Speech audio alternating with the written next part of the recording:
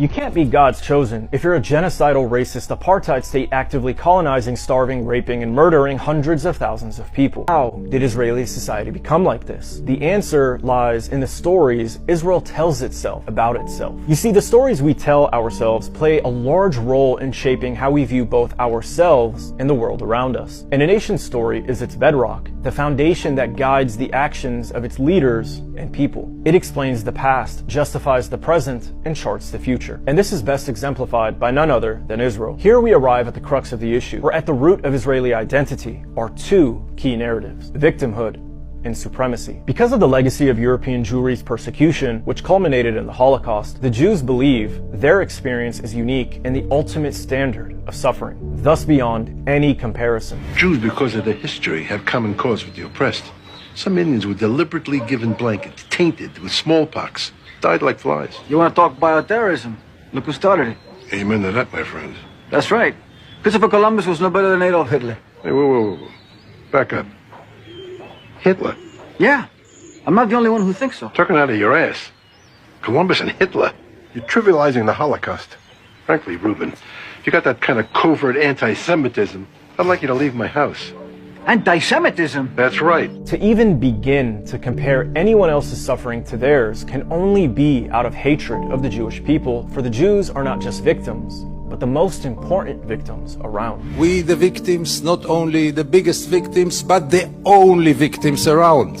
And on the other hand, a narrative of supremacy, of the best of mankind and God's chosen people, set apart by divine favor and destined for greatness above all others. במקום מסוים, אלוהים, זה שיצר את כל העולם, את כל הגלקסיות, את כל האנשים, הופיע. הוא לא סתם הופיע, אלא גילה את המטרה שלשמה נברא העולם, בעצם. ועל פי התורה, אלוהים רצה ובחר בעם אחד, עם סגולה, רק בו, מכל העמים. The dichotomy of these two narratives, one of elite victimhood, the other of unparalleled supremacy, produces a deeply toxic self-image that is characterized by three defining features: superiority, victimhood, and shame. Superiority. Their perceived status as superior humans, rooted in religious tradition that has evolved into an ethno-nationalist ethos, ultimately produces the belief that Jewish Israelis are the most important people in the human experience, and that their quest for prophesied greatness takes precedence over the experience and rights of all others.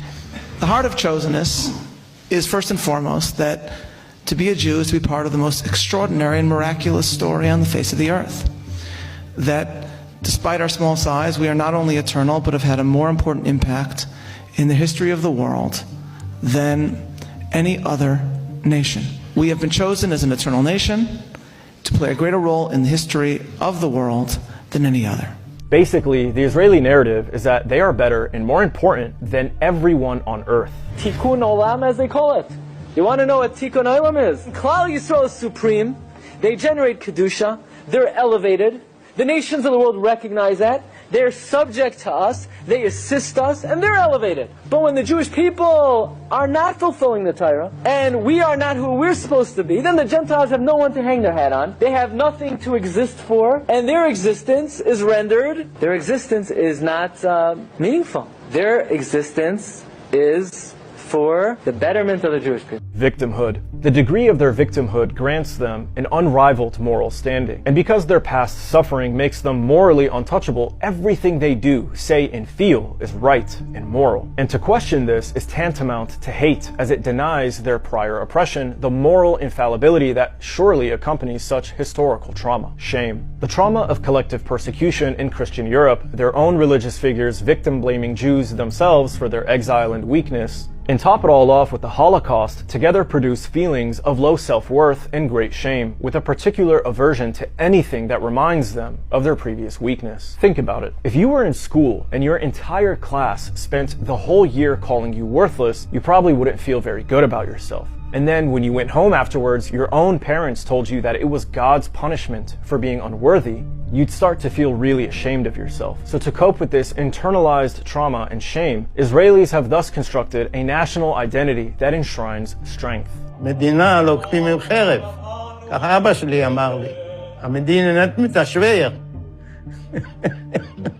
It allows for no weakness. It is no wonder then that prominent Jewish figures have said things like, "I am not my grandfather's Jew," or "I am not a Jew," with trembling knees. They built an identity around being tough and strong to avoid feeling the weakness and shame of their past. And by casting themselves as morally flawless by merit of their Jewishness and as survivors of extreme hate, they maintain this inflated self-image to explain away their aggressive behavior as not only necessary, but righteous. Why should the world tolerate you having nuclear weapons and not, say, Iran? We suffered one Holocaust. We listened to our neighbors. Is it because of the Holocaust that you should be allowed to have nuclear weapons? You know what? This interview was finished now.